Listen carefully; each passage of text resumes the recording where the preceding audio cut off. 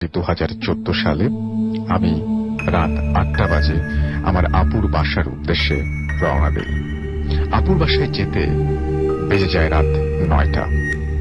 আপুর বাসা, সেখানে গিয়ে আপুর সাথে গল্প সল্প করে ঘড়িতে প্রায় 10টা কি 10:30। কথার ফাঁকে হঠাৎ আপুকে জিজ্ঞেস করলাম আমার ভাগ্নের কথা। সে কোথায়, তাকে তো দেখছি না। তখন আপু আমায় বলেন সে তো বাসায় নেই। আমি জিজ্ঞেস করলাম কেন?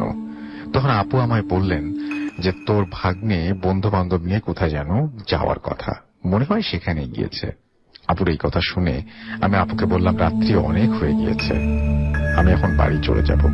সো সে যে কথা সেই কাজ, আমি রওনা দিলাম বাড়ির উদ্দেশ্যে। যাওয়ার পথে ভাবলাম যে ভাগ্নিকটা ফোন করি। ফোন করার পর জিজ্ঞেস করলাম কিরে তুই কই? জবাবে উত্তর দিল আমি এখন পূজায়। আমি জিজ্ঞেস করলাম